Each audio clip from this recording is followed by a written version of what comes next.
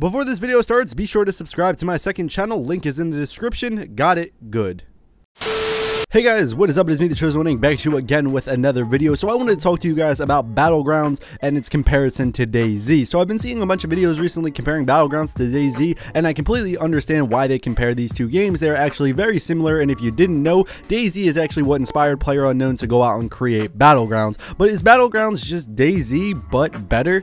Let's find out. So when DayZ came out, it was actually the first early access game on Steam, and it came from a really popular Arma 2 mod. So DayZ was a really popular game, and it was one of the fondest memories I have playing games. I remember staying up hours after hours after hours just running around, looting, only to eventually die in PvP to someone, only to go back and loot over and over and over again. There was something addictive about looting. There was something addictive about that player interaction. When you finally went into PvP, if you didn't know someone was going to kill you, they were going to hit you, even though the game was laggy, even though the game had a bunch of bugs, I still enjoyed it for what it was. DayZ actually pioneered early access, and they're partially responsible for what it's become. DayZ is now, I believe, in its third year of development, and it's still not even in beta. That is absolutely ridiculous. PUBG took that and they saw, hey, this game has a release in a while, it lost its player base, and PUBG pretty much released its game within a few months of it being out, and they really just took advantage of the popularity that they had while DayZ kind of floundered, and that's why DayZ is kind of where it's at now. If I was to talk about DayZ and the problems that DayZ has and the reasons that, you know, it has all these problems and it lost its player base very quickly, I could make that in its whole complete another video. I'm not really going to do that here, but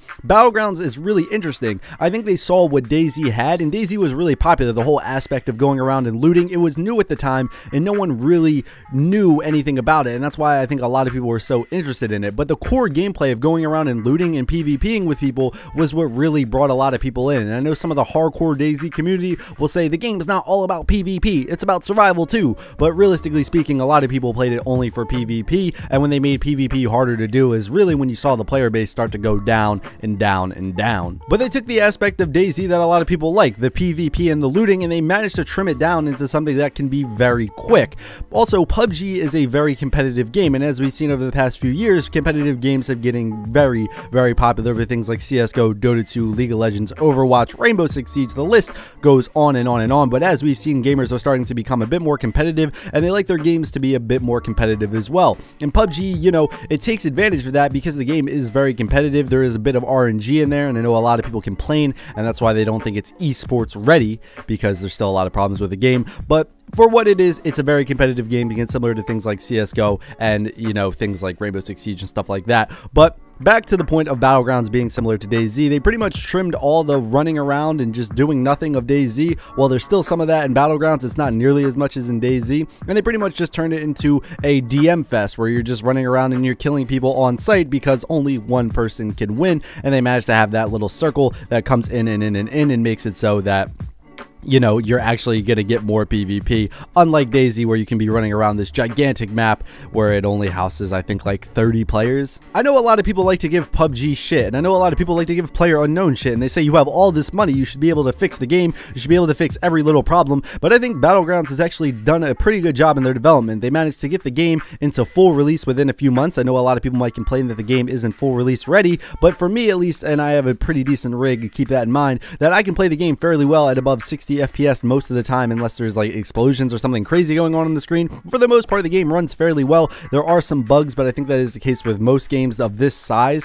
But also, PUBG is a good example of how early access can be done right. They pretty much got the game released within months with all this popularity, and they managed to capitalize off of that. And looking at DayZ, you really can see how early access, like, they can just take all the money and pretty much run away with it and, you know, not give you a fully released game. And I think BattleGrounds really needs to, you know, give some credit. We honestly need to give these guys some credit for releasing a game, continually updating the game, and I know that's their job, but sometimes it's always good to put, you know, credit where credit is due. I feel like they've done a good job with this game. I feel like it's coming along fairly well. They're continually adding update after update, and I think that's why we're continuing to see the player numbers go up and up and up.